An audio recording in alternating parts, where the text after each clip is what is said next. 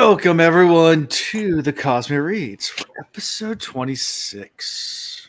26. Woo. Doing this for half a year now, guys. It's kind of crazy. Really? Okay, Well, sure. 52 I'll weeks a take your year, word right? for it. Is it 52? All right. Yeah, 52 weeks a year. Yeah, that's Wow. Well, it's longer than that because we actually there was a couple weeks we didn't do anything. yeah. right? so at least it's been longer. So yeah. hasn't felt that long, but hey, Mm-mm. we've been doing it. So there you go. How are y'all doing tonight? Doing amazing. Good. Can't complain. Yeah. This is Catching up on delicious, the by the chat. way. This is brought to you by Snickerdoodle Ale. Oh man, it tastes like a Snickerdoodle, and I love Snickerdoodles. Wait, what is this snickerdoodle? I don't even know what a snickerdoodle is. I It's a got cookie. It's like a cookie flavor. It's like a cinnamon. Okay. I don't know. It's It's like a usually sugar like cookie waffle. with like cinnamon kind of, yeah, and it's like usually like waffle. Like but they're really good. they're really Okay. good. I'm gonna take Yeah. y'all's word for it. You use like Yeah. forks and make like cross stitch patterns on the top, Mhm. kind of thing. Yeah. Oh, that sounds like a peanut butter cookie. They're peanut butter taste. They're It's just good. cinnamon. It's like Okay. Christmas. They usually find them in the stores around Christmas.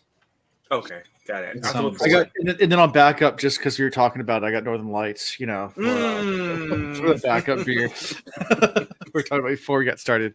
Alondo's Northern Adventures. Lights. And, Yes. Very good. Yeah, Keep it on theme. exactly. So, as far as announcements go, I might have announced this last week, but I'll do it again. We are, or at least I am going to be going on live with Malkier Talks for their Christmas Wheel of Time special fundraiser, charity fundraiser, Water Holiday. That's what they call it. We're doing Water Fortune for our time slot there, I think on December 2nd. So a little bit over a month away. And then sometime in November, I'm also going to going on another Cosmere podcast. So you can check them out. We're going to be Hero of Ages. So you guys can't actually come watch that episode. Sorry, guys. But I'll be on there. I'm going to try to get them on our podcast as well. But yeah, that's Cosmere Connections is the name of the podcast. Alan, don't be a gatekeeper, man. Come on now.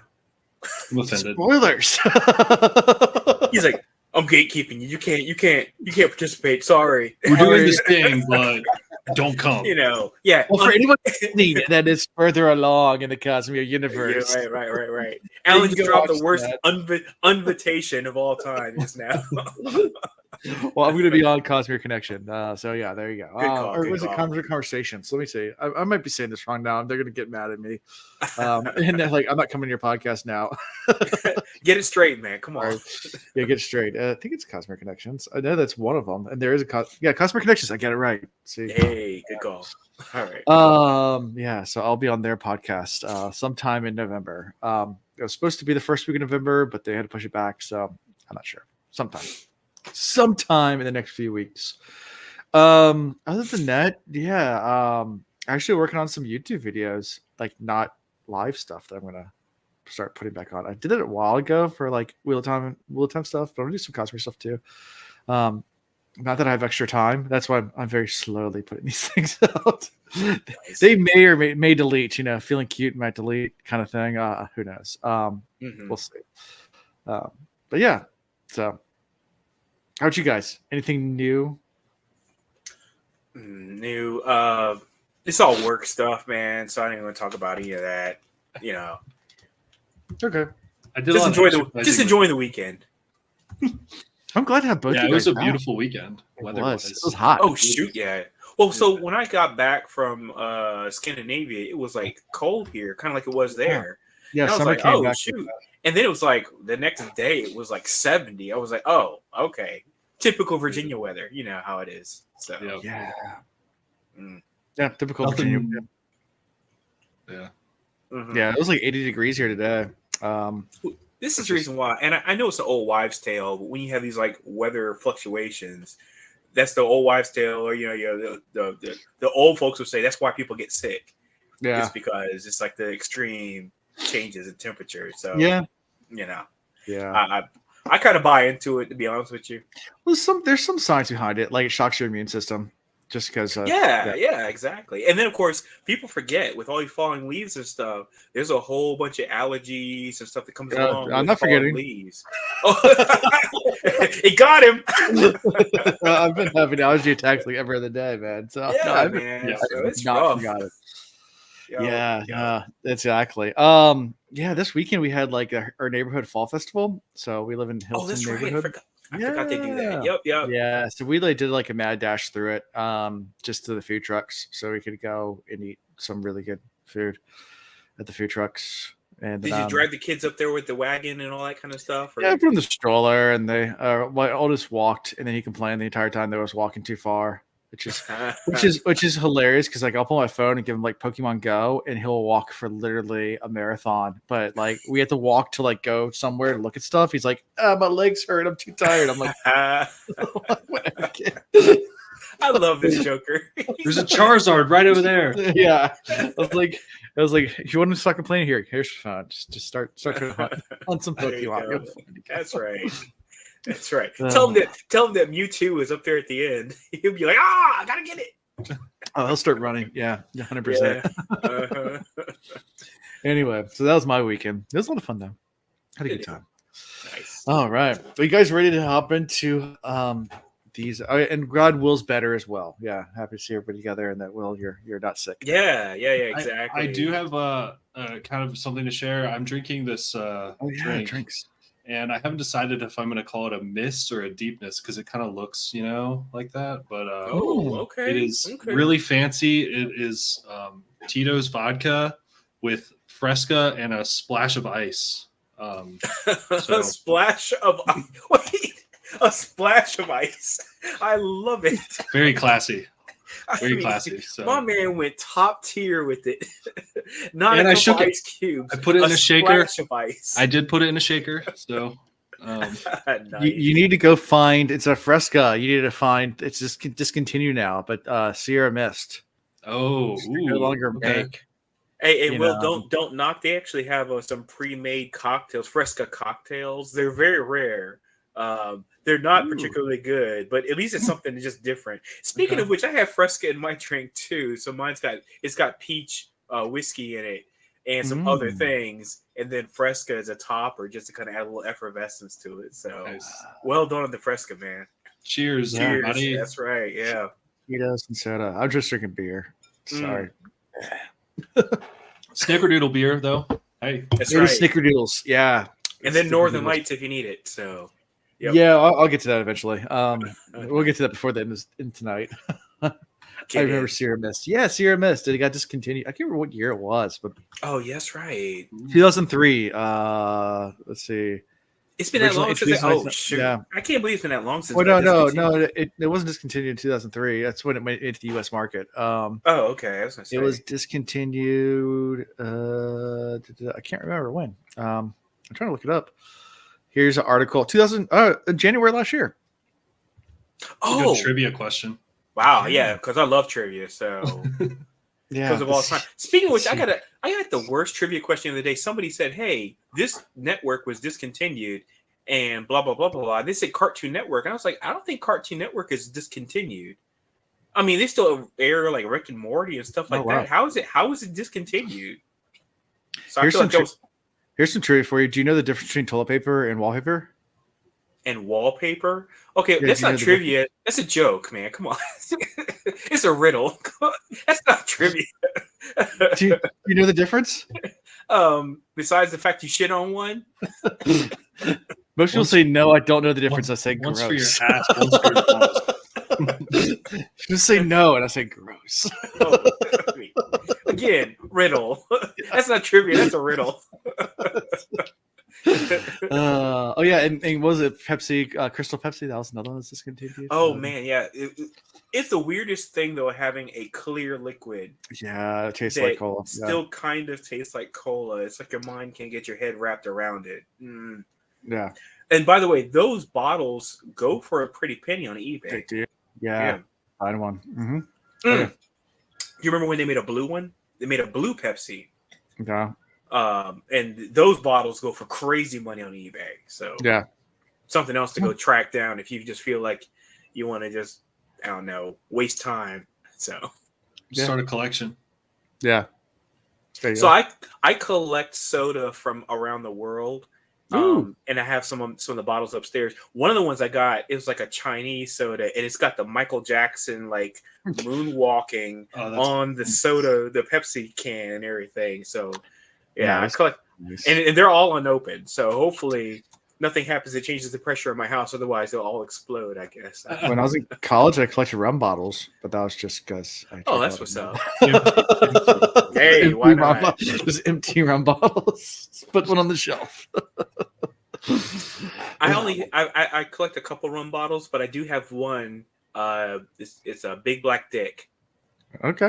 I got this rum bottle. It's Big Black Yeah. Dick. I'm like, We when should- am I going to ever see this ever again? So for my college sailing team, we used to drink a lot of Mount Gay rum, and we had like Mount a Gay. shelf at the sailing house that ran across the entire, like right at the ceiling level or whatever, and around the entire living room. It was just full of empty bottles. So like every time, like, of course. I mean, that's what you do.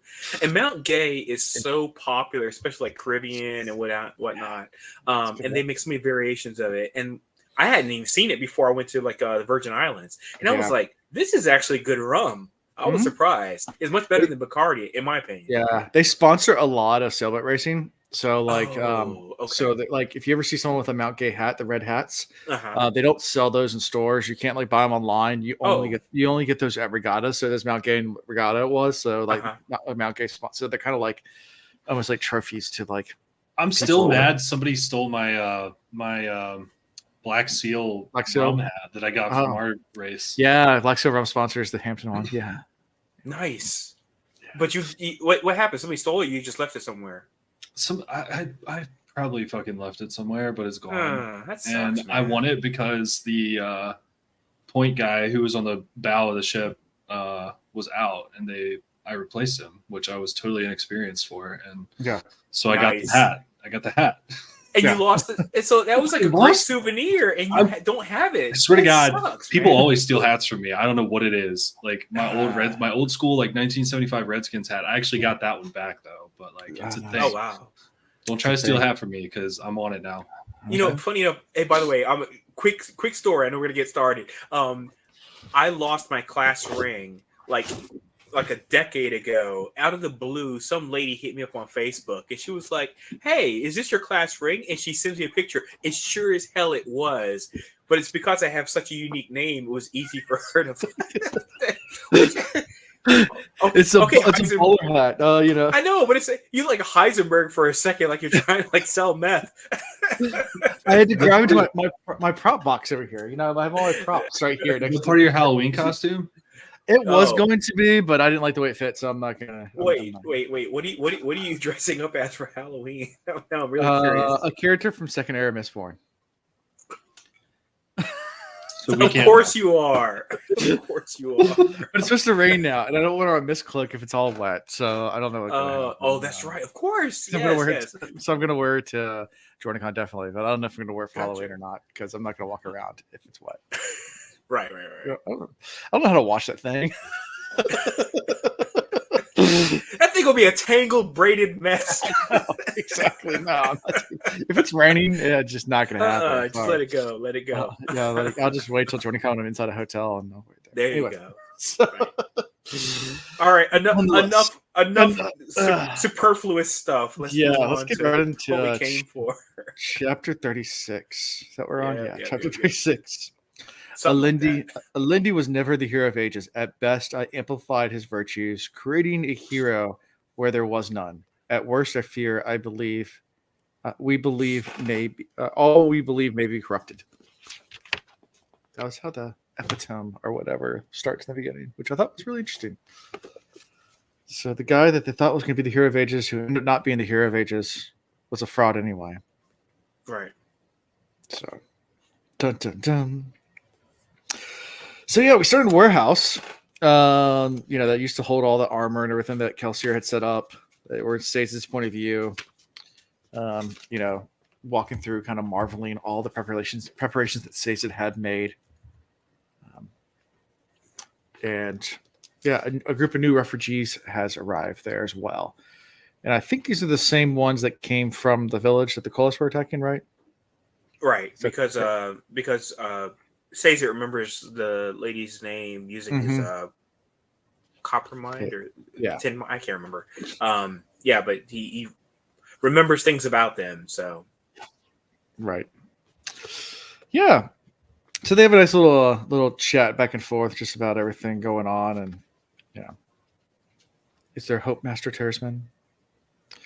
As long as he breathes, there is hope, dear woman. Yeah. So, yeah. So, and they're just kind of going back about everything, and I guess anything from all this before we get to him talking to Breeze and everything. it was just it was a shift in tone. Starting out this chapter, it really, because it's really dire. It talks about, like, the poisoning of the water, stuff like that. So it really just kind of just puts a damper on the mood and the general, like, feeling Right. at that moment. So which you need that perspective. Sure. So that's good. Yeah. And Tindrill's there as well, along with Breeze, who's sitting in a chair in a 3-piece suit. I need to add that, a fine 3-piece Of course suit. he is. Of course he is. Yeah, and so he just feels bad for all these people. Like, their lives are terrible in the Lord Ruler, and then everything's kind of fallen apart for them as well. And now there's tons of people coming in to leave the down. They can't feed everybody, so it's like they're out of the pot, out of the pan into the fire kind of thing. It's just right. Nothing's working out. And there was something that was said, made it sound like that they're having to deal with the Kolos attacks or Right. whatever too. And I'm like, geez, I mean, so now here it is, you're like already a refugee, and then you got to fight bags of meat. You're done. You're done. You're not going to make it, right? Yeah. Oh, and then if you do make it there, then the supply of water and everything is poisoned too. So good luck with that. Yeah. It's pretty dire. Yeah. Yeah, it's like the battle is starting to come inside of their walls just because they poisoned the wells. Right. Not a pretty sight. They're taking on all these people that are sick. Yeah. And we know they're starving too, from what Ellen said earlier. Oh, right. So, on top of all that, on top of everything, you also got nothing to eat. Yeah. Things are not looking good. No. Yeah, and then I guess Caesar does talk a little bit with Tendril about just the I guess whatever these rubbings, I guess you could say, the thing he made from the conventicle of Saren, and says he wants to discuss that more. And then we kind of switch to Breeze's point. Yeah, we switch to Breeze's point of view after all that. Right. So, anything from all that before we switch over to Breeze?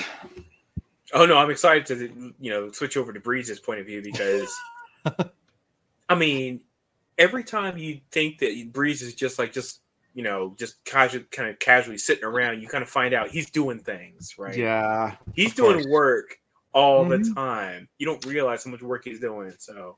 Right. Yeah. Yeah. And Breeze is using Allomancy to soothe everyone that's there. He's soothing the refugees, even Sazin and Tendril, everyone. Yeah, he's working on Sazin too. I mean, I was like, oh man, that's right. I keep forgetting every time if he's in the area, assume he's working your emotions. Sure. 100%. Not that and again, he's against manipulating your emotions, but he'll work your emotions in the positive, so that way you're in a better state of mind, etc. So good on him. Yeah.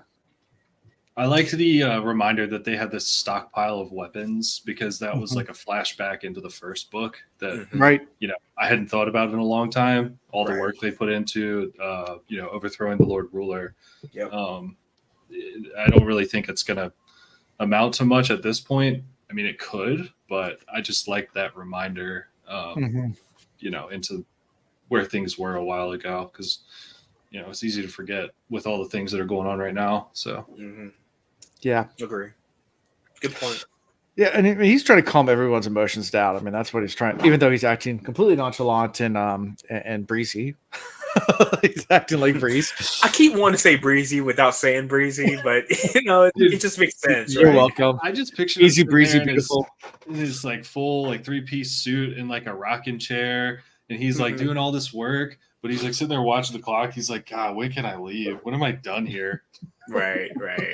Yeah.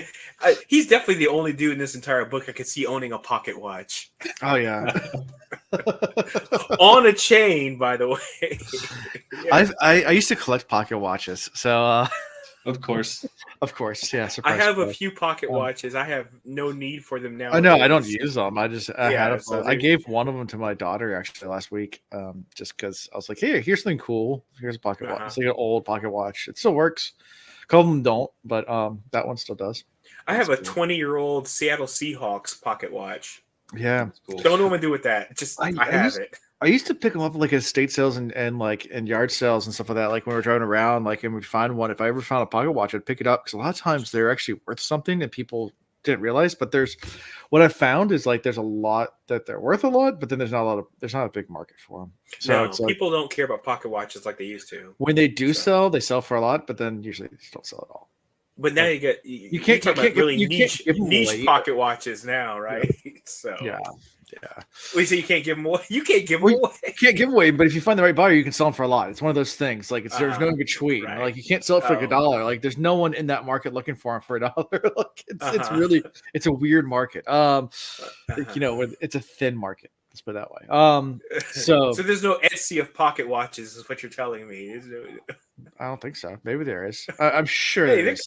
Who knows? I don't know. And this was back. This was when I used to collect this. This was back before Etsy, before eBay was just starting. So like there was no Facebook Marketplace. So it's just like I think it was on eBay. It was the only place where you could sell anything. And it was not popular for it. I'm sure there is.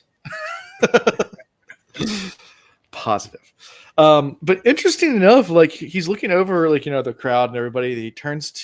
Breeze turns to say it's intangible and goes, he even thinks in his head, he's like, odd pair, those two.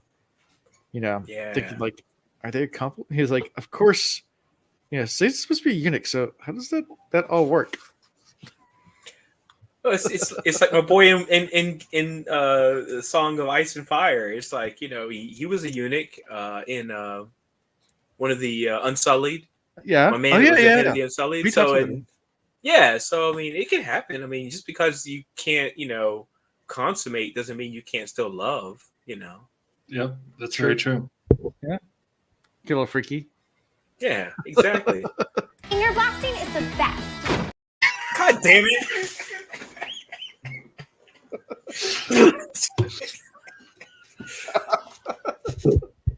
You're gonna find a way, and there it was. Just waiting for it. What was that? Are we sponsored by them? What is that? Oh my gosh! All I kept thinking when I said something about you don't have to consummate to be in love, I was like, oh, I sound like a middle schooler right now. I don't know what to do, but yeah. Just because you love someone doesn't mean Yeah, and her being a breeder, like as 7-Eleven said, she's really had enough.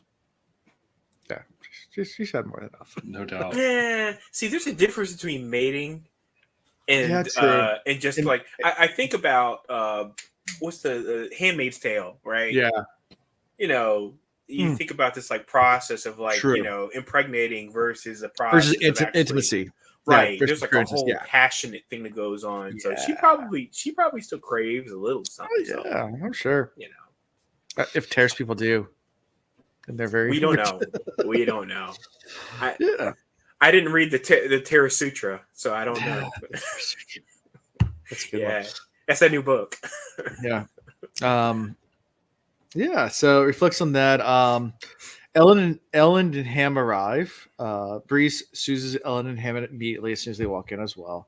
Mm-hmm. And then Breeze returns to the palace to share a bottle of wine with Clubs. It has a really interesting conversation with Clubs. So, I mean, anything from Ellen and all that before we get to the conversation with Clubs, because grumpy old man Clubs, like, quit soothing me. This whole dynamic between Breeze and Clubs always throws me because it's like, I feel like they actually are like best of friends that really, I feel like it's the two old men from the Muppets who sit in the balcony, and they like pretend like they kind of hate each other, but they hate everything, but really they're the best of friends and there's no way they could operate without each other. I feel like that's Clubs and Breeze to me. So for all that talk about analogy. Yeah, he's all like, "Oh, here's Clubs, the grumpy Clubs," and Clubs is like, whatever. And then at the end of the day, I feel like they're probably like best of friends, you know. Yeah, and even Bree said like, "I'm the reason why you almost didn't join the crew, right?" Like, yeah, exactly. Because and Clubs going on like, quit soothing me, because Clubs is smoking the entire time or whatever, try to prevent that. He's like, quit trying, I guess they talk more about like their ways of like. That he says, I don't like soothers in general, just because even if I can block them from soothing, they still manipulate. That's all they do. Exactly. Yep. So, just an interesting little conversation between them. Mm-hmm. Yeah, I can't help it. I always touch the emotions of everyone around me. Anyway, but he's good at it. Soothers. I kind of wanted. I thought it was interesting. Like, I think between when he was like, helping the refugees and when he got back to meet with Clubs, he's talking about like, he passes the guards and he sees how tired they are, and like, sends them a little uplift in their spirits, and then he sees the maids like working really hard and like the scullery maids, yes. He like soothes them to like be more chatty because that'll make the time go by faster. Again, he works hard. Yeah, like you already touched on that, but that I thought was so cool because like we haven't had a whole lot of depth into Breeze, I don't think, at this point, other than he's a soother. But that made me realize like he works really hard to affect people in a positive light, just like you already said, Alondo. Like, and I just thought that was so special and cool. Breeze is such a good dude, but he also like touches on the fact that like he's almost like bored at this point. Like it's second nature to him to do that. Which is why he has that grumpy old man attitude. He's just like, fuck it, Meanwhile, he's making everybody feel great. Yeah. And Clubs is, very, very pessimistic about it. We won't last another month in Breeze. Yet we are here. I spent all day making the squad feel better. In fact, their families were slaughtered, and I spent the day training soldiers. Basically just saying, I spent all day trying to make people feel better about everything. Right. Clubs and shakes his head. Kelsier gives the city, made us responsible for protecting it. And Bree says, but we aren't those kind of people. We're thieves and scammers. We shouldn't care. I mean, yeah. So they have this kind of. But they were all selected for a reason. I know it comes up later. Kelsier selected every one of these people for a reason. And they're like, oh, we're just blah blah blah. We're just thieves and whatever, and like you said, scammers. And there's so much more than that. And Kelsier was trying to do his part to bring out the best of them. And he knew that they would like work, so well as collective, and they would bring so much, and they would kind of bounce off. Energies would bounce off of each other. And they all sell themselves short about what their purpose is, but really they all have a very specific, very meaningful, very important purpose. So good on Kelsier, by the way, for picking up on that for all these people in that crew. Good for him. Yep. And then Alariana Set comes in. Breeze is like, I shouldn't think of you this way. And the moment he said that, I was like, oh, that's right. So I was like, it wasn't said before. She's an Alamancer, isn't she? Because he said I shouldn't think this way. And I was like, wait a minute. So he's already got doubts, but he's being influenced. And the moment I thought to myself, he's being influenced by this young lady, I was like, she's an Alamancer. She has to be, right? Yeah. And then sure enough, a couple moments later, you find out, confirmation. Sure. Thoughts about the little Miss Set? Little Miss Set. We've already met Shan. We've already met Lady Kliss. So yeah, there's a pattern forming. Yeah. Yeah. Vince says he just couldn't imagine a little puff like this. Nice. I just imagine Jigglypuff.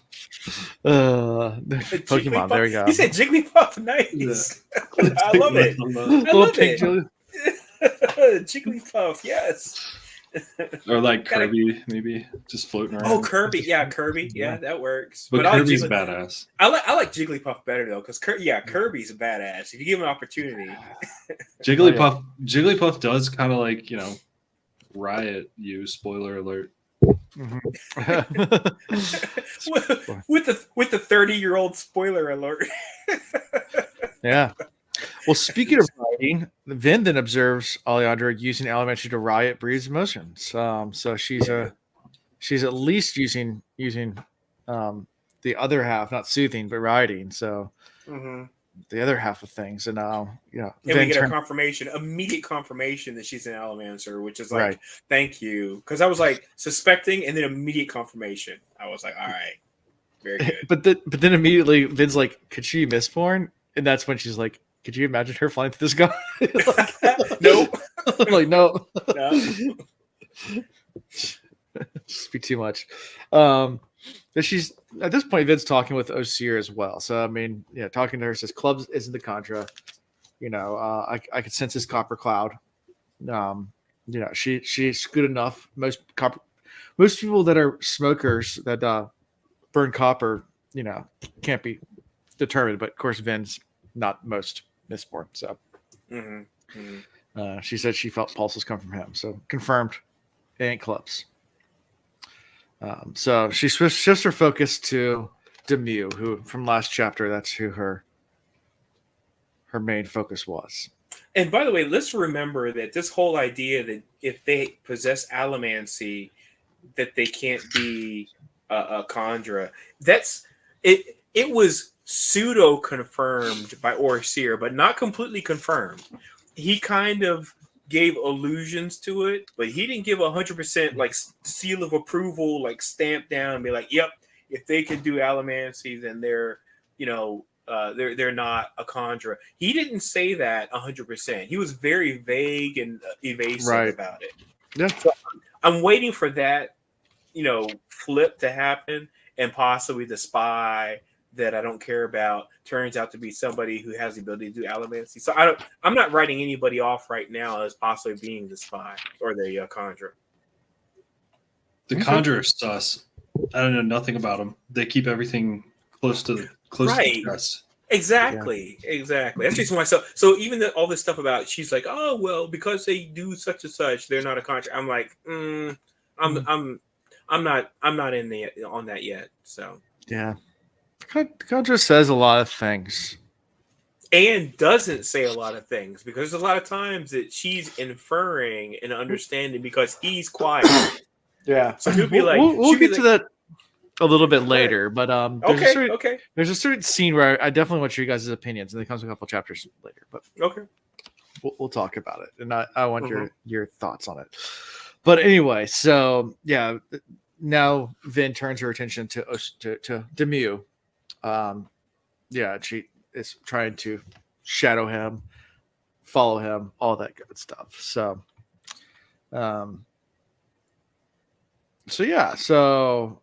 Vin goes to the guards and says, "Where's Demue?" And they're like, "Weren't you supposed to be watching him? She paid people or got people to watch his movements? Like, oh, he left a while ago to go on his rounds. I don't know where he is." So she's like, "All right," and figures it wasn't that long ago, so maybe she could catch up and follow him. So she starts going out through the streets and finally finds him. But instead of confronting him, she decides to watch and realizes there's a bunch of people gathered outside under torchlight, like kind of in secret. Right. And at first she thinks, I think she has all sorts of emotions about what this might be until she starts hearing Demue start to preach. And realizes it's the Church of the Survivor. This new religion that's popped up. Mm-hmm. Yeah. Weird. I mean, well, not really weird. I mean, we knew this was going to happen because it already kind of started in the last book. Coming further and further along. Yeah. Oh, sorry, I was just going to say hi to Dan. It's a contra art, interesting concept. Oh yeah, brother Dan. He's from the Way to Leaf podcast. Oh, okay. That's what's up. Yeah, they're puppets. Cool. Thanks for the like. The puppets. Can I just say Vin makes a really good spy hunter? She does. Just she's like following Jimo and then sees the fire and like jumps over a couple rooftops and then she's there. Mm-hmm. Did you guys used to play Spy versus Spy? Yes. Well, I remember the. Are we talking about from Mad Comics? Yeah. So there's the comics, and then also like one of the original Nintendo games, like for the old like original NES, not Super Nintendo. They actually had a Spy versus Spy, Mad TV like comedy game, but you could actually play it. I did not play that. The only thing I remember was the old Spy Hunter. I remember the Spy Hunter game, and it had that music. Dun dun dun dun dun dun dun dun dun dun dun dun dun dun dun dun. Yeah. But Spy versus Spy game, and I gotta see it because you had to like do different pranks on each other to try to like screw each other up, and it was fun. And for those that don't remember, because I'm going to go ahead and date myself yet again, so the alternative to In Living Color back in the day was Mad TV. Mm-hmm. And Mad TV, they used to have Spy versus Spy, like little mini skits, in the show. And they had like all these animated like Spy versus Spy joints in that. So I know those are real on YouTube. So if you get a chance, check them out. They're funny. They're still funny. I mean, they hold up. Spy vs. Spy, released in 1984 for Nintendo Entertainment Console. Yeah, you gotta check it out in the retro gaming, man. It's free. Go check it out. It's free. It's making a comeback though. I saw one for sale at Target the other day. You saw what for sale? Like the original Nintendo console. Oh, dude. Retro gaming is a huge deal. For those that don't know, like all the comic books I have behind me are graded, right?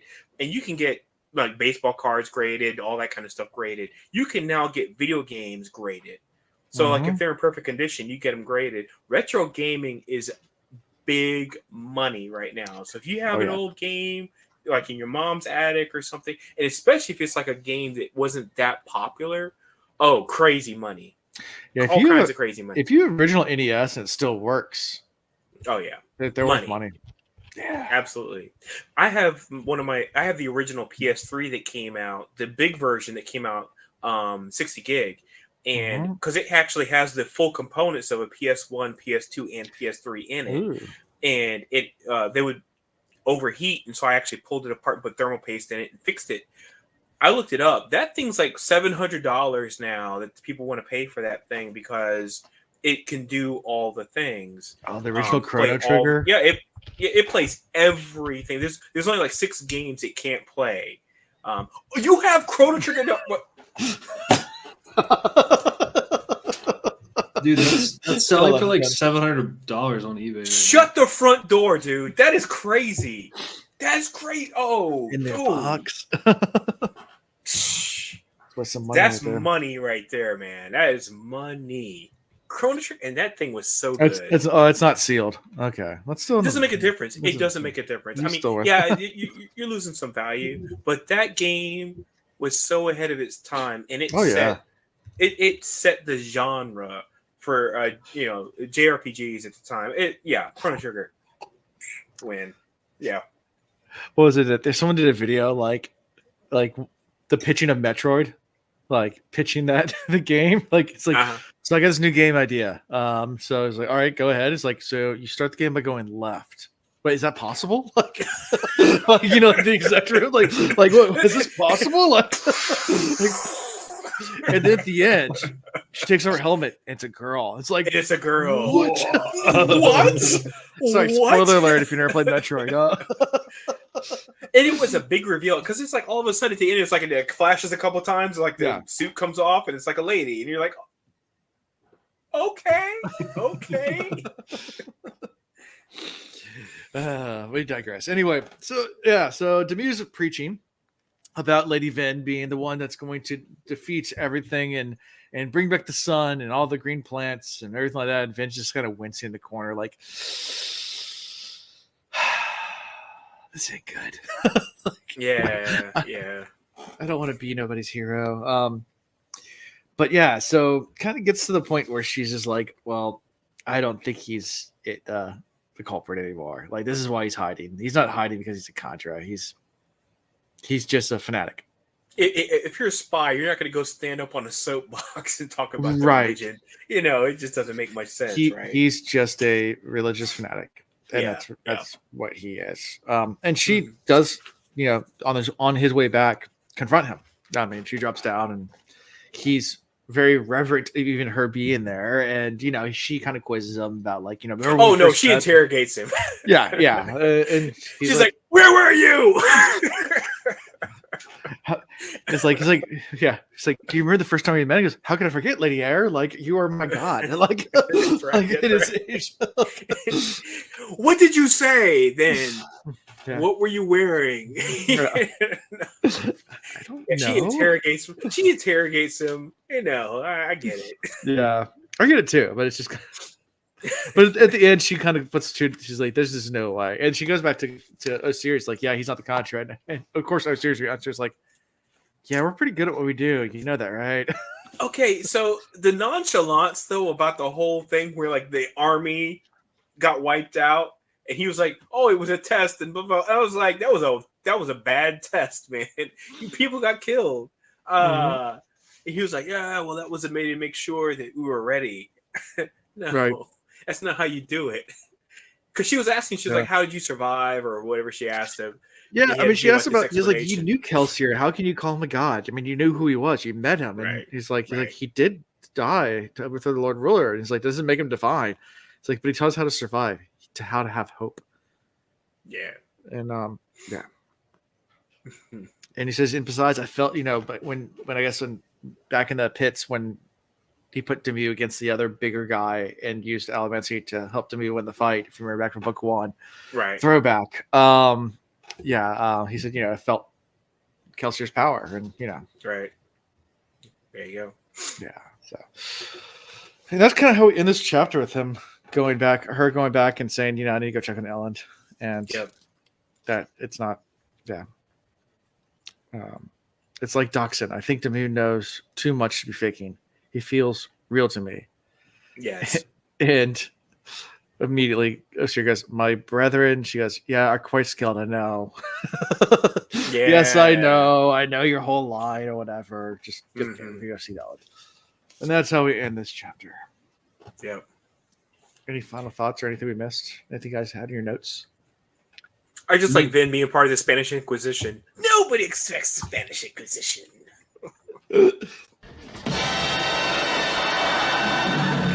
Nobody expects the Spanish Inquisition.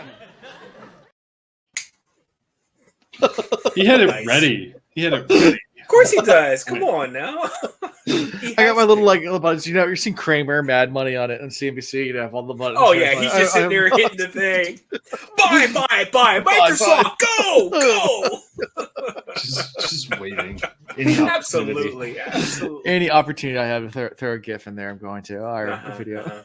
What were you saying, Will? Nobody expects the Spanish Inquisition. I was just gonna comment on, I guess, Jamo says like Ham and was it Breeze or Doxson? They were both kind of giving him stuff for, pushing the, Church of the Survivor, like saying it's like, beneath him or something like that. And he's like, well, don't tell Ellen because, they're going to look down on me. And she's like, well, I got to tell Ellen, but I'll tell him not to tell everybody else.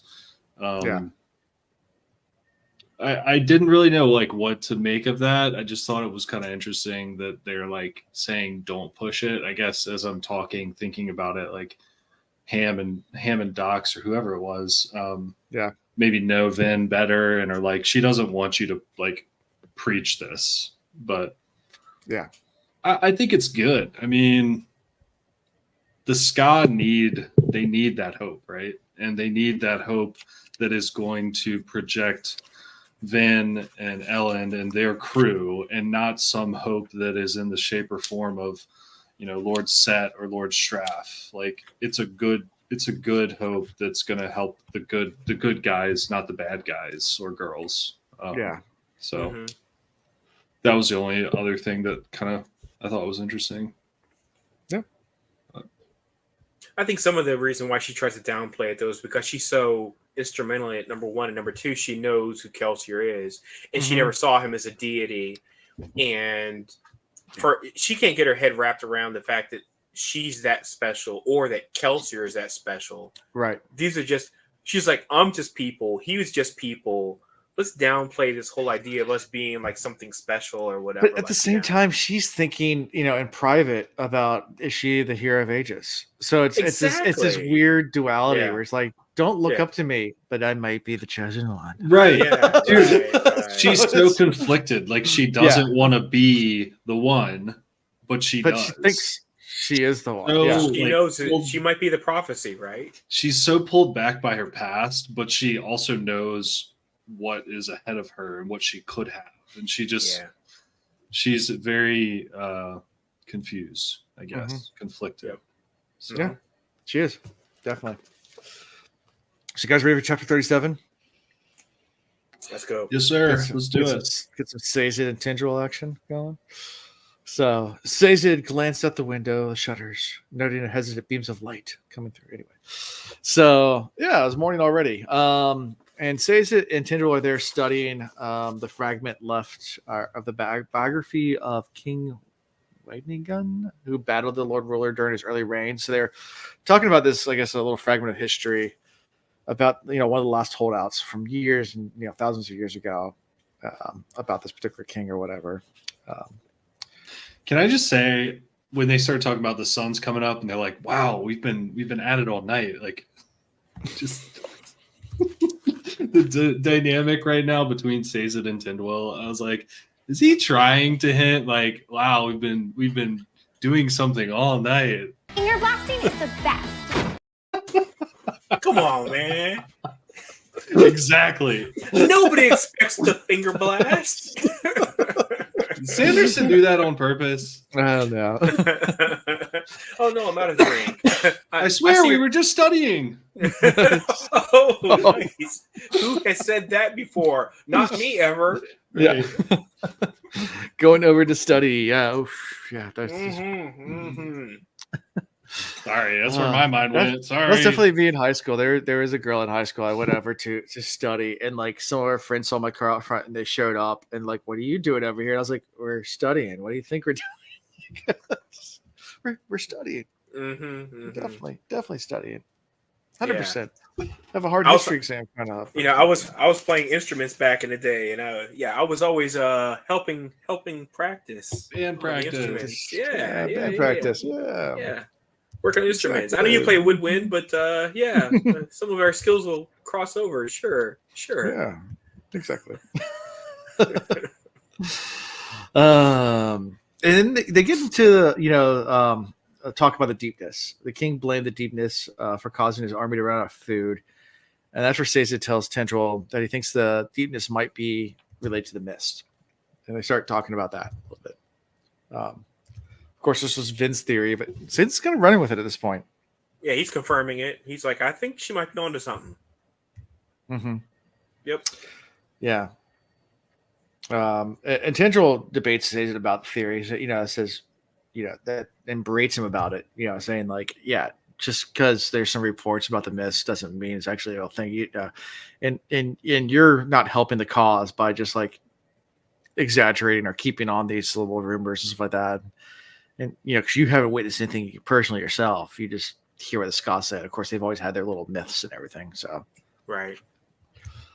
But obviously, we've seen from a reader's perspective of it actually is. But of course, and Sazed shoes, he's kind of like, I can't really say much about that.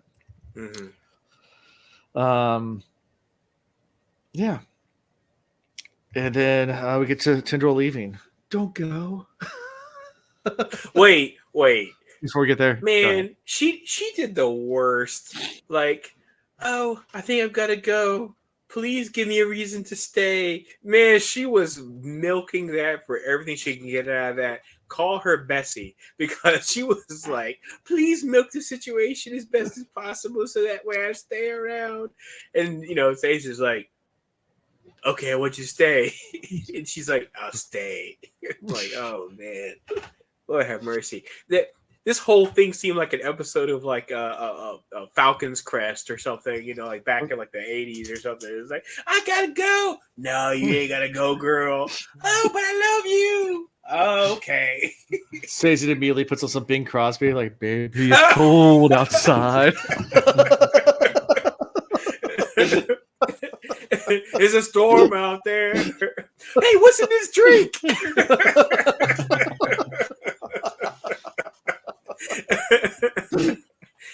See, immediately you should have put on the finger blasting joint right there. I wasn't ready. Finger blasting is the best. Oh man, that gift. The gift that always gives. It always gives. Always gives. It's great. I love how I can use gifts I use for the little reads and cross them over to this. It's cross appeal. Cross appeal. It is. Absolutely. It's great. Yeah. So Tindril stays.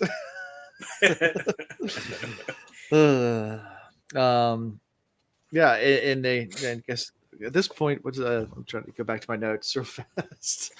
Tindril states she's leaving to give advice to Ellen's armies, but expresses she stays. Then I guess after all that, we switched to Ellen and Ham for the last part of this chapter.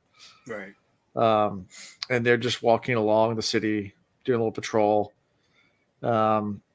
Ellen's discussing his desire to remain king and protect the people of Luthadel. Have this nice little conversation between him. So, any thoughts on that conversation? Anything that you guys had? No, the whole chapter for me was all about Sazed and Tindril. That's all I cared about.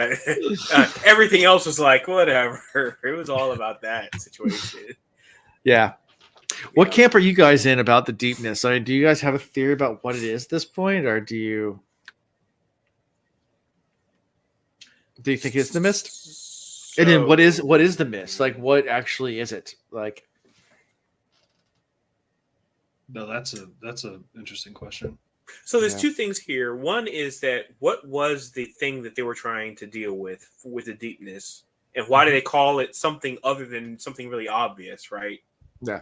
I mean, I would say it this way: 1,000 years from now, if somebody says, "Man, remember 9/11?" People be like, "Why is it called 9? What happened?" That kind of thing. And so I feel like they use this like really like broad general term to describe what the deepness was. Sure. But I feel like whatever the deepness is, that's the thing that the Lord Ruler was still helping to prevent from coming back, because he was like, if you take me out, so you're going to run into some problems. Whatever that thing is I think the deepness coming back. And I think the mist is part of it. But what is it that he was doing? What could one dude do that would keep it away, right? So did he have to go out every so often, like, sacrifice a puppy, or what was it? And so I got a lot of questions there about the deepness. I don't have any answers. They just but the questions keep multiplying as we keep. It's like the Younger Dryas period of Earth, like a really weird, ambiguous place that when the glaciers formed. Mm-hmm. Yeah, right. Yeah. It's the deepness. What does that mean? I'm gonna go on a limb and say there's a tie between having to go down into the earth to get ATM and going deep. Going deep. And there's some sort of connection to the deepness, the mist, and the ATM. That just, I need some more time to kind of expand on that. But trust me, there's a Will. I think you're onto something, man. What if whatever it was he had to do required him to burn ATM, which is why there is no ATM now. So what if it was he had to do something all the time? And he's like, man, I got to use ATM because it requires so much power to do whatever it is, which is why there's no stores of ATM. Will, I think you're onto something, man. Maybe they just mine so deep until they release the Balrog. and that is the deepness from the Man, you deep. going some Star Wars nonsense now? Come on. That's Lord of the Rings, man. That's not. I mean, I'm sorry, Lord of the Rings. I said Star Wars. I've been saying Lord of the Rings. But yeah, Lord of the Rings. Yeah. But I think, Will, you might be onto something, though. I don't know what the deepness is, but the fact that they might have had to burn, he had to burn Atium to do whatever it is. So what he's doing is on a huge scale because he's obviously crazy powerful. Yeah. Think about when he just walked up and he was just like, I mean, he killed Kelsier like that. So he's got a lot of power, but then if he had Atium, like hordes of Atium, but I don't know what it is though. What's the thing that's so huge that he has to something to like? If the mist is killing everything, right? He's got to get rid of the mist. What gets rid of mist? That's the question, right? Yeah. I think there's a tie between the deepness and the mist. Maybe there's a tie between the Atium and the deepness. Boom. Yep. And the Well of Ascension. Yeah. We still don't know what's going on with the well because I mean it's so like we don't know what it is, what actually happens there. We know that's where they ascended, or where the Lord Ruler ascended to. Yeah, but God was it? Yeah, but was it R2D2 basically just walks up and like puts his like little device in a little port and it spins? Like, I'm upgraded now. Yeah. We have no idea. Okay. A lot of questions. Interesting. Let's see. I think that's how we end this chapter, right? I mean, this chapter doesn't have a whole lot in it. They're on the wall, Ham and Elend, and they see some things happening, and then with the other armies, right? Yeah. Some skirmishes going on. Is this when Elend kind of like is like, oh, I have an idea? Well, him and Ham or Ham, I think. Yeah, Ham, and they're like kind of talking about something, and they're kind of crafting an idea. I forget the conversation they had. Yeah, but they're kind of being vague about what they're going to do. But it sounds like they're a plot is unfolding. Yeah, right? I think Ham starts talking about like Elend and how he like sees Elend's profile and he's like, wow, you actually look like a king. And they kind of go like back and forth on like, well, what is a king? Why am I king? And then somehow like Elend's like, and then he's like, I got an idea. Right. And then that's how the chapter ends, I think. Yeah. Yeah. It's really vague. Yeah.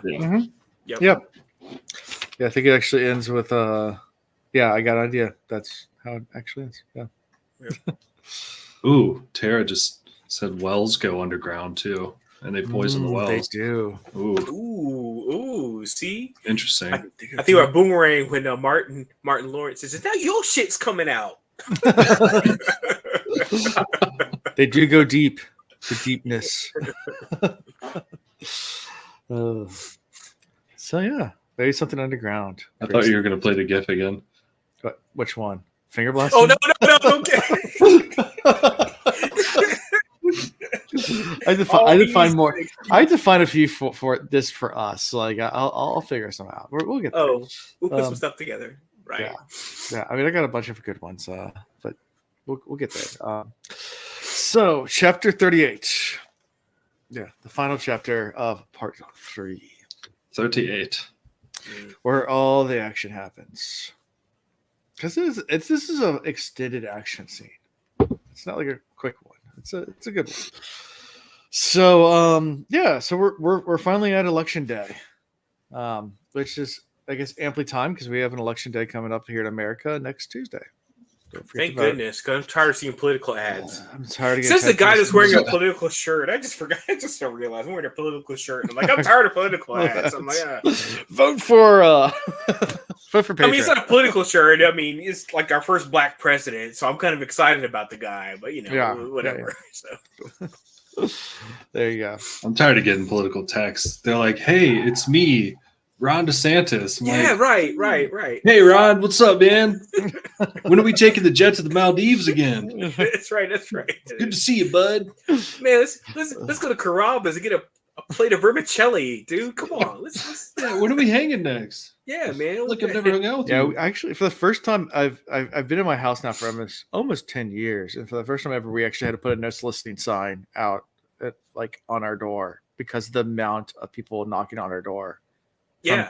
from all the different candidates. Like, Oh, of course they are. Yeah. I'm like, I mean, and maybe because of COVID just got me so not used to it, because during that people didn't go door to door, but Yep. like this season, it's been like full on, like every time I get home from work, there's people just like sitting there like waiting outside my door, like open the door, like get out of my car to walk into my house, and they're like, "Hey, so no, stop, Yeah. I don't want to talk to you." I worked for a politician for almost 10 years, and I also was really like into like politics for a while there too. Did that door banging, let me come out and annoy you, that kind of thing. It sucks. It's so terrible. Yeah. I feel bad for everybody that does it, but nonetheless, now my deal is I don't answer the door. If I don't know you, I'm not going to answer the door. I mean, literally, 2 of the candidates came and knocked on my door. Yeah. And I was like, I don't care who you are. I recognize you from TV. I'm still not answering the door. Yeah. Bye, Felicia. Bye, Felicia. Bye, Felicia. Yep. Anyway, chapter 38. You guys ready? Yep. C. All right. Let's see. Vin and Ellen are getting ready to attend the assembly for the election. And Ellen reveals right before they go into the room, it's like drops the bomb to Vin. It's like, by the way, I'm gonna do something, and I'm sorry I didn't tell you, but I'm not gonna even tell you now. I'm But sorry. it's not really a bomb because we don't know what it is. He could have been like, yo, I'm gonna go and fart in the bathroom. You don't know what he's gonna do. It's just like, oh, okay, hey, look, I'm gonna do something. Oh, we gotta go. Bye. Yeah. I'll tell you. Hey, You'll find out. Don't be mad at me. Bye. And she's like, what the fuck? What the What is this shit? Yeah. Yeah. So, but she starts thinking about like all the things it could be, and then she puts 2 and 2 together. She figures it out pretty fast, but it's still like one of those things. Like she's like, she's pissed for a second, then she's like, and then she figures it out, and then I think she gets more pissed. She's like, he's gonna join the Sports Church of the Survivor, like Church of the Survivor, which is just to sway the Skave. Yeah, she kind of figures it out as he's interacting with folks and stuff. Right. So, yeah. Yeah.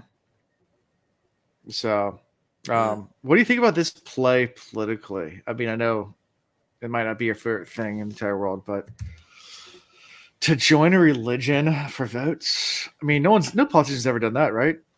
Never. So, I have read this. I feel like I've read this scheme in so many books over the years. It's very threepish. I've where it's like, oh, let me align with the religion and play on that, so that way I can get the votes, because fanatics be fanatics, right? And so you're like, hey, they will align with whoever the church leader says is like the anointed one or whatever. So yeah, it's par for the course. Yep. So Ellen gets up to speak, and I guess he announces that he's going to be joining the church. But as all this is happening, Vin's noticing that there are some suspicious people, or people acting suspicious in the audience. Right. And of course, she's on high alert all the time. So, and as he's speaking, he looks at Vin because he feels bad, and notices that Vin's not even paying attention to him at all. And he's like, what's she paying attention to? And then all of a sudden, a man like jumps out like onto the stage at Ellen. Right. And the fight scene begins. Mm-hmm. I feel like this is a Sanderland right here, because a lot of stuff happens in the fight scene really, really quickly. Mm-hmm. Like he describes stuff, and it's like in like one sentence, and it's like you have to go back and read that sentence again. It's like, oh, like 2 people died in that sentence, that kind of thing. And it's like, oh, geez, I got to go back and listen to that again.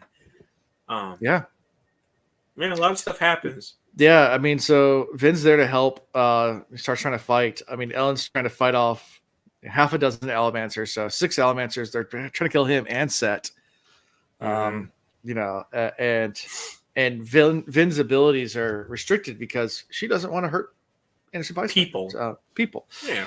And realizes, she could push coins back at them, but they also are coin shots, so they could deflect them, and then the coins just go to the crowd and start just having collateral damage. Yep.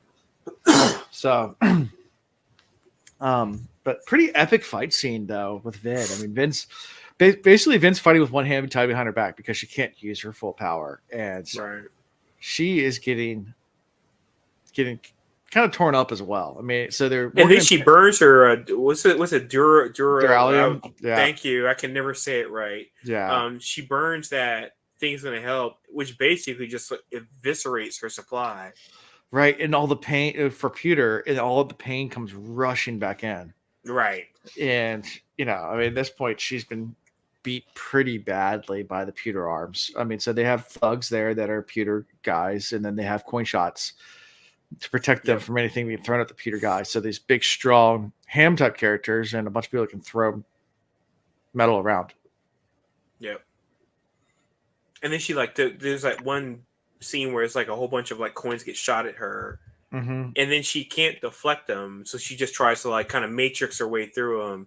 Yeah. And then she can kind of feel that one cuts her shoulder. Yeah. Or something. It goes pretty bad in. I mean, it's pretty the amount of blood she's talking about losing. Because remember she's got no tens. She's got nothing to help her. At this moment, she is she's screwed. Seriously, I mean, she's just moving around, but it's you're just a regular lady at this point in time, right? Yeah. You got no medals, you got nothing. Right. And then she tries to pull another metal vial out, and the coin shot sees it and pushes it away from her. Yep. And then Osir comes in to save the day and attacks one of the men. So Contra is supposed to attack people. That's what the Contra said. Yeah. But... Question marks. But he jumps in a situation and he immediately gets his skull cracked. True. And I'm like, oh god, dang. He came teeth flaring. I mean, he wasn't coming in just to... Oh yeah, he wasn't just peddling in hey, what's going on? He was coming in and they were crack him, and he's ah. But he's Contra isn't supposed to hurt any people at all. But he's got the contract, right?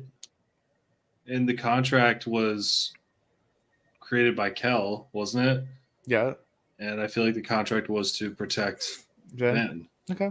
So I feel like that's where the contract can can supersede any of those things. Yeah. Yeah. I didn't see anything weird about him coming in doing that. Yeah, they're not supposed to kill. I guess they can still hurt. I mean, protect. I would say anything goes on with protect, right? So that means if he wants to go at your nutsack, he'll go at your nutsack. Yeah, there you go. But he comes over and just kind of after his head gets crushed in, he sits and looks over at her and smiles and is with his jaw hanging off. Yeah, jaw hanging off. He's like, "Hey, check this out. Check this out. Look at my shoulder." And look at my shoulder. Look at my shoulder. Right? Go inside of me. Right there. Right there. It's like, oh shit, another vowel. So, yeah. So she gets her pewter back, and then realizes that Ellen's not doing well in the fight. I mean, he's doing okay, but at this point, she needs to work fast and forgets about the guy she broke the leg of. She's killed a few people at this point, and she's kind of one by one picking them off. Right. But the last guy she forgot about, she took his leg out, comes back, and gets on top of her, and it's not looking good. No, not at all. A lot stronger, and all she can think about is what Ham said to her, your size is what's going to be your limiting factor, because at the end of the day, you still start with a certain amount of mass. It amplifies that, but if you have greater mass, and they both are both burning the same metal, yeah, it's you can't win that. Yeah. So, but then she decides to use Duralum again in a last ditch effort because it's the last guy, and full on Game of Thrones. Right in the eye sockets. Yeah. Just like a grape. Just explodes the head right in front of, and the brain matter, everything sprays over Ellen. Ellen's just horrified looking. Yeah, she just comes up, she's like, "Got out!" She's like eye sockets, and then boom, and it's just whole head, cantaloupe style, just headless corpse. Yeah, I think it's how it's described. Headless. it is exactly how it's described. Okay, yeah, it's like damn. Head goes boom. Yeah, exactly. Yes. Just yeah, and all she can think about is how horrified the look on Ellen's face was just horror. Yeah, but she's. It's funny though because we're seeing it from her perspective, and so we're thinking that he's horrified by the violence. But then, of course, you come to find out later, just like a little fatality. Of course, finish him. Look, I will give points to anybody in the chat who can remember which character in Mortal Kombat's fatality is they pull their hands together and collapse a dude's head and it explodes. It's the guy with the long arms. If you can remember the name, it's the Yoga Fire dude. Yoga Fire. No, that's Street Fighter. That's Street Fighter. That's Street Fighter. Never mind. Yeah. No, but the dude that in Mortal Kombat that would do this. Is that E Honda? No. You still think it's Street Fighter, my Street man. Fighter. Is it rated? If anybody remembers, there it is. Jax Rated. got it. Jax. Well done, 7-Eleven. So Jax, he was like the black dude. He was like half robotic, and that was his fatality. He would just go. It's like your whole head gone. I remember Scorpions would rip the guy's spine out. And, that was Sub-Zero. Sub-Zero would rip the spine out. Scorpion would actually, in the first would take the helmet off and fire. Yeah. Bones. Yeah. Toasty. Yeah. Mortal Kombat. Yes. Get over here. Get over here. It's the best. Good times. All right. Anyways, segue. Sorry, guys. So his head explodes. Ellen's mortified, and Vin as she fades to black because her pewter runs out, and the pain just is too much. Oh yeah. All she can think about is, what have I done? Like, Ellen's never gonna look at me the same. Like, this was horrible. And I love how the rest of the crew's just like, what, you never seen a Mistborn fight before? Like, yeah, they're like, you're dating a Mistborn, right? Everyone else is like, that's a Tuesday. What's your issue?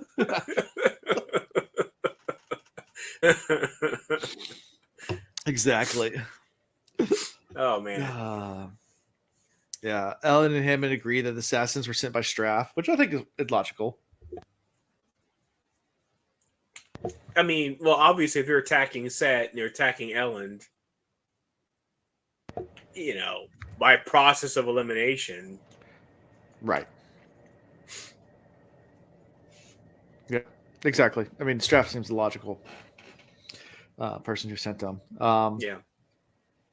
Yeah, and as all this is going on, and Ellen's still covered in blood, a messenger shows up, and it's like, "Sir, yeah, the vote's still going to happen."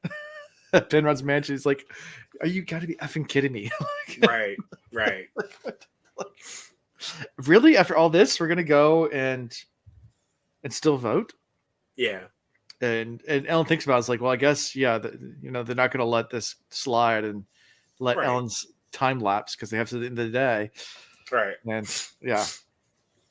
Anyway, so they go. Ellen travels to the mansion along with Ham.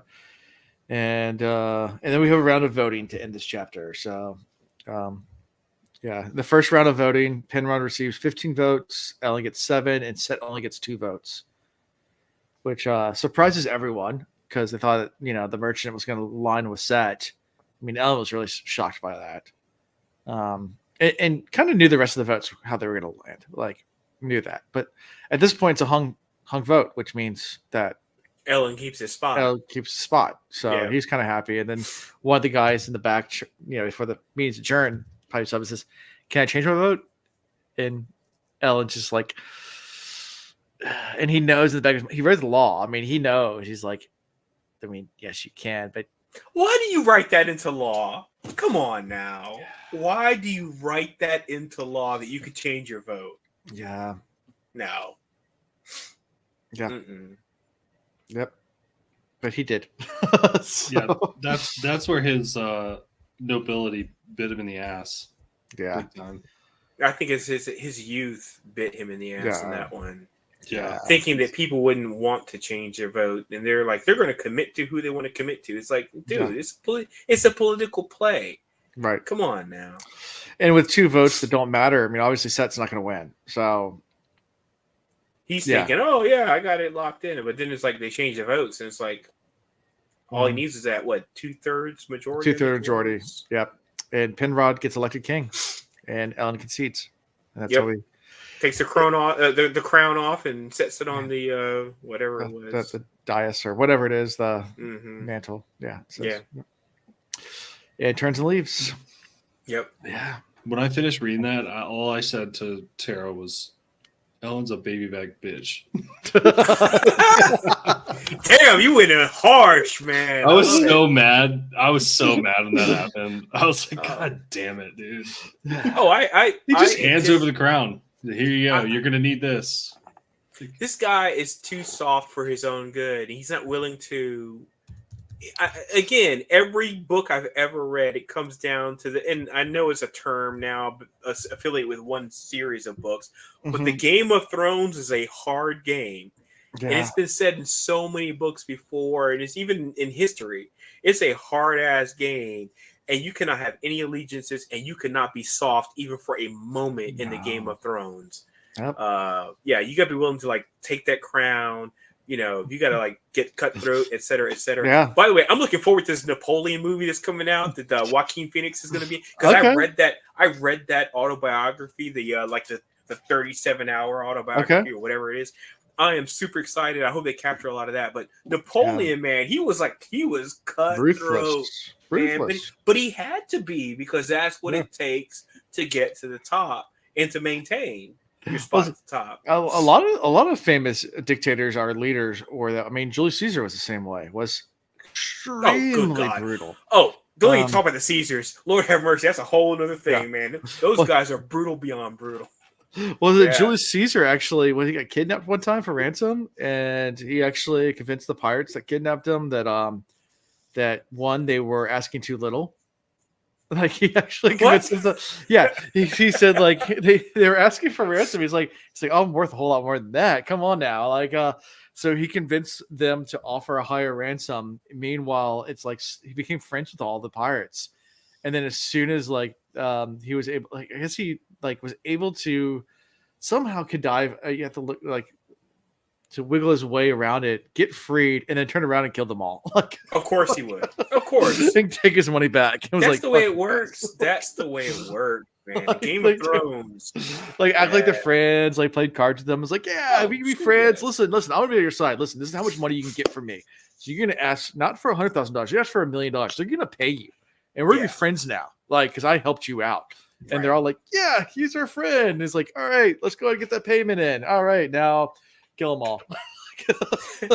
So he was playing Stockholm Syndrome, but he didn't give a shit about them at all. That sounds about right. That was Julius Caesar. But yeah. That's, by the way, we saw the bank where the Stockholm Syndrome, where it came from. Okay. Just weird random facts for you guys. I saw the bank. There's a Swedish bar in Thailand called Stockholm Syndrome. Of course, it's really fun. It's a really fun bar. There is. Yeah. It's really fun. But yeah, so that's how we end it with good old Penrod becoming king. Mm-hmm. Yeah, I'll be honest with you. I could have told you what the end of this chapter was going to be at the beginning of the chapter. I was like, he ain't going to keep this thing. I was like, he's too soft. He's too amenable. It reminds me of the thing I hated in Godfather 3. There's a lot of things I hated about Godfather 3. There's a couple good parts about Godfather 3. But the fact that the good Pope gets killed, and you're like, oh man, the good Pope, dude, he got killed. They poisoned him. And I'm like, of course they're going to poison him. He's a good guy. Yeah. That's how it works. You can't be good and play the Game of Thrones. You got to be ruthless, but put on an air of being good, right? So yeah, I knew. I was like, Ellen ain't keeping that spot, man. He's getting taken. I half thought he might get killed, but I was like, there's something about him. I don't think he's disposable like that. Yeah. So yeah. Yep. Even when he put the assembly in place, that was I was like, oh, that's not good. And it's shown through this chapter and maybe the chapter before when they're talking about how really this chapter when he talks about using the Church of the Survivor to win more votes, but then you realize everybody on the assembly is career politicians, and they're all involved in the market. They're in the merchants, from weapons to clothes to food to everything. They know the wheeling and dealing that takes place. Like it's like the ska that worships the survivor is the bottom level, and then you have the economy that runs shit.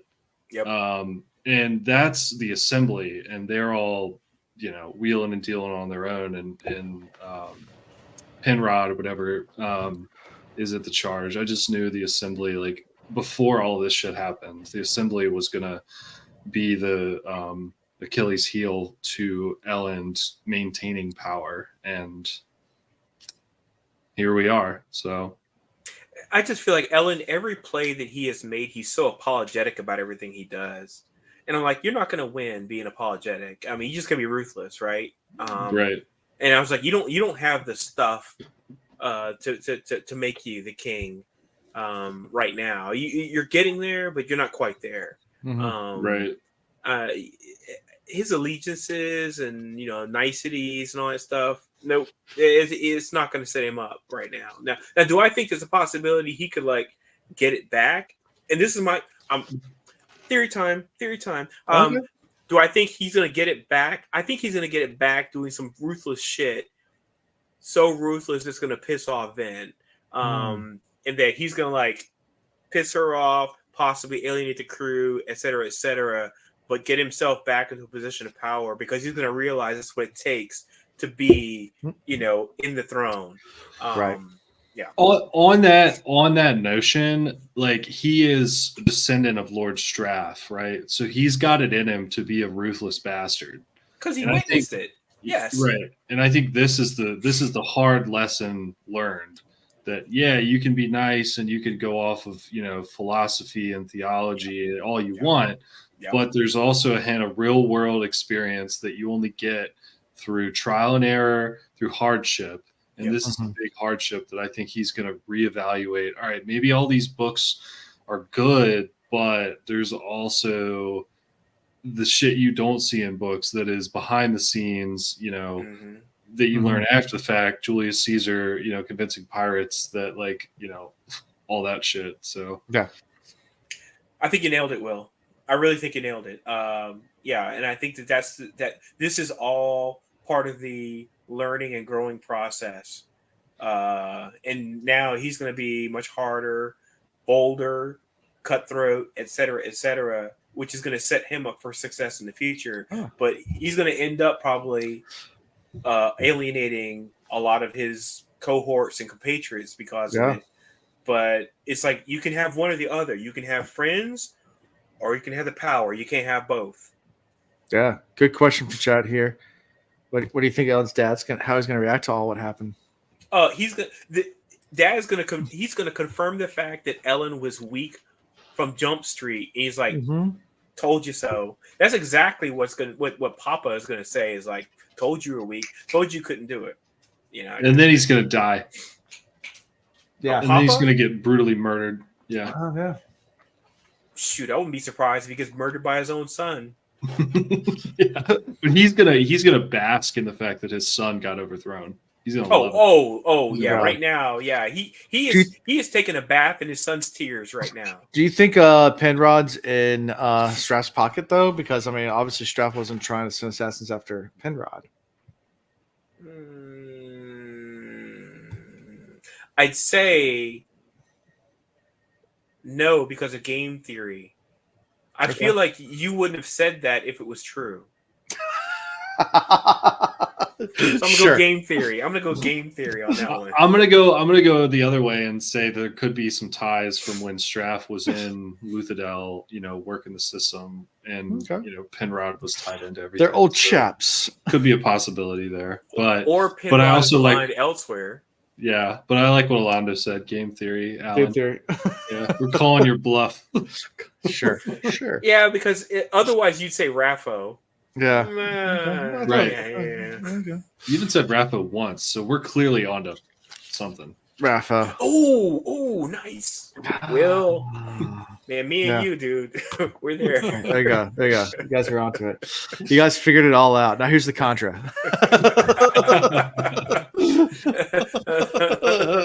The Conjure is Alan's dog. Oh, that's close. That's close. Jesse! Got him. There's Jesse. Got Hey, him. Jesse. There she is. There you There Nice. she is. Hi, sweetie. go. She gets a rare YouTube appearance. And that's where you hear the ear flaps. From time to time. Love it. Yeah. Anyway. Okay. Streamer secret. Throw them something that's actually true now and then to confuse them. Not saying it is.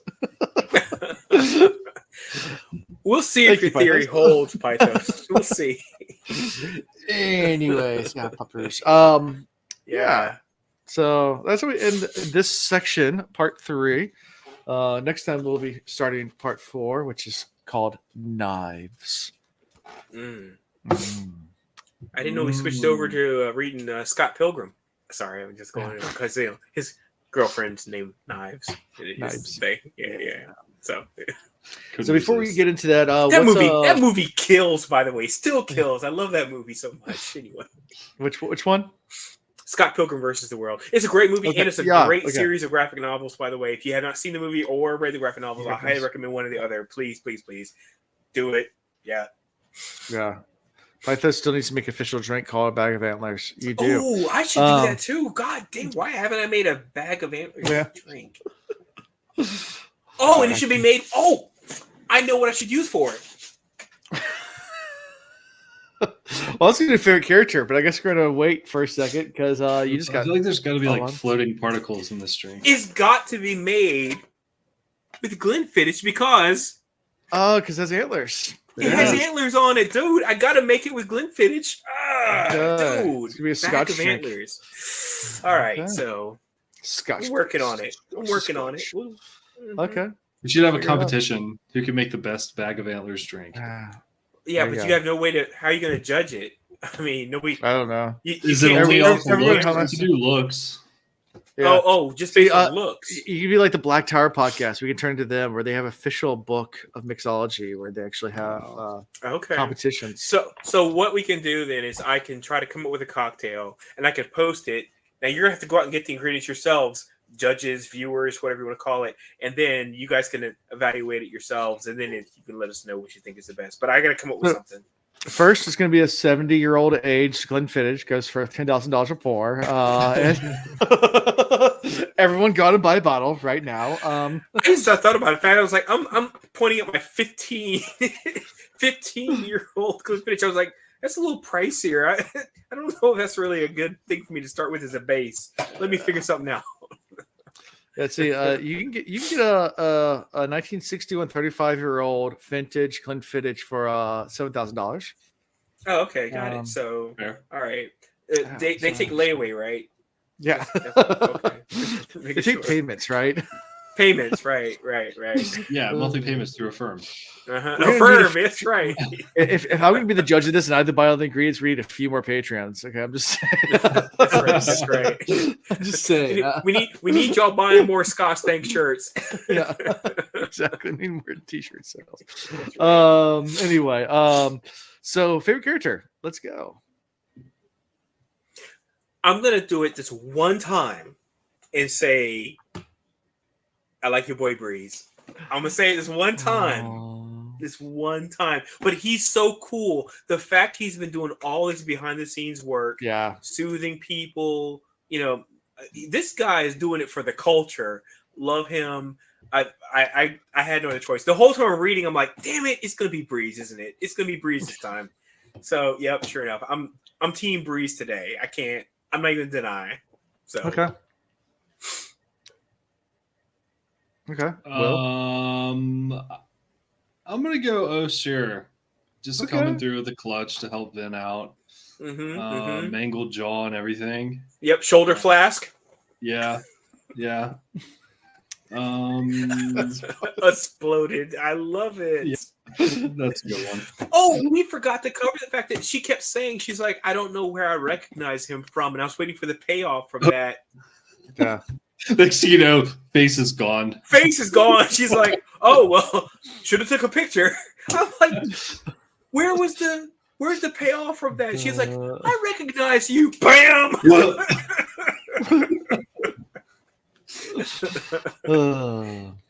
Yeah, like, I fought you before. Huh. So Osir, okay. I'm gonna go with Sazed, just because. Finger blasting is the best.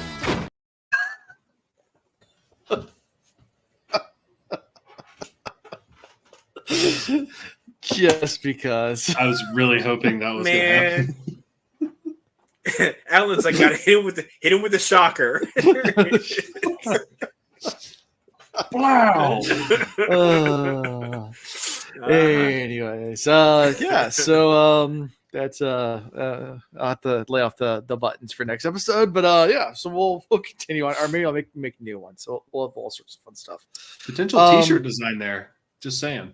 Where's our T-shirt design? No, I'm just saying potential T-shirt design there. Stays it. Oh yeah, there is. There is. Yeah, we're still working on the Scott Stank T-shirt. We got initial like the preliminary ones. Now, of course, if you do the Sayzed T-shirt, you know you got to put the nickname has got to be Blast from the Past, right?